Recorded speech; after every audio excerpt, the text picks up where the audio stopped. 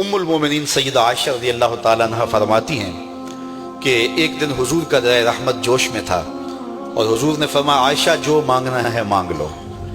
میں نے عرض کی یا رسول اللہ اگر آپ اجازت دیں تو میں اپنے باپ حضرت ابو بکر صدیق رضی اللہ تعالیٰ عنہ سے مشورہ نہ کر لوں کہ میں نے کیا مانگنا ہے؟ تو فرمایا کہ جاؤ مشورہ کر لو، مشورے کی اجازت بھی ہو گئی۔ میں اپنے والد گرامی کی خدمت میں حاضر ہوئی اور کہا کہ دریائے رحمت جوش میں ہے اور رحمت کا باڑا برس رہا ہے۔ حضور نے فرمایا عائشہ جو مانگنا ہے مانگ لو، یہ اتنا سنہری موقع ہاتھ آیا ہے تو میں چاہتی ہوں کہ کوئی مانگوں تو اہم شے مانگوں، تو آپ کی خدمت میں حضور سے اجازت پا کے حاضر ہوئی ہوں، مجھے بتایا جائے کہ میں حضور سے کیا مانگوں تاکہ کوئی چھوٹی چیز نہ مانگوں، بڑی چیز مانگوں۔ تو حضرت ابو بکر رضی اللہ تعالیٰ عنہ نے فرمایا کہ بیٹا حضور سے جا کے کہنا کہ معراج کی خلوت خاص میں اللہ نے آپ سے جو راز کی باتیں کی تھی ان باتوں میں سے ایک بات بتا دو۔ مانگا بھی تو علم مانگا، اور عائشہ میرے سے وعدہ کرو جو حضور بتائیں مجھے بھی آ کے بتانا ہے۔ ام المومنین حاضر خدمت ہو گئیں۔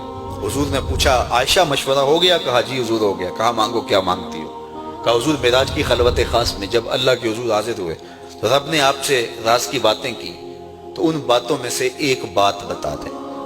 حضور مسکرا پڑے، اس بات پہ مسکرائے ہوں گے میرے یار غار کا انتخاب کیسا ہے، یا اس بات پہ مسکرائے ہوں گے کہ راز کی بات بتا دوں تو راز راز نہ رہا، لیکن وعدہ کیا تھا۔ کہا عائشہ سنو، جب میں قرب خاص میں پہنچا تو میرے مالک نے مجھ سے راز کی جو باتیں کی ان میں سے ایک بات یہ تھی، محبوب تیری امت میں سے کوئی شخص کسی شخص کا ٹوٹا ہوا دل جوڑ دے تو میرے اوپر لازم ہے بغیر حساب کے جنت عطا کروں۔ ام المومنین بہت خوش ہوئی اور اپنے والد گرامی سیدنا ابو بکر صدیق رضی اللہ تعالیٰ عنہ کے پاس آئیں اور ساری کہانی سنائی۔ بہت خوش تھی، لیکن حضرت ابو بکر صدیق رضی اللہ تعالیٰ عنہ نے سنا تو رونے لگے۔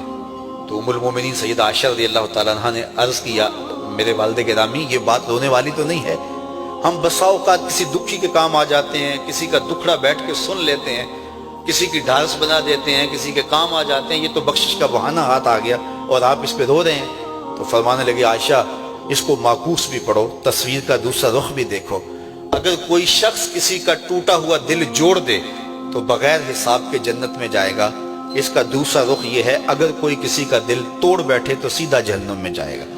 میں اس بات پہ رو رہا ہوں کہ ہم سے کسی کا دل نہ ٹوٹ گیا۔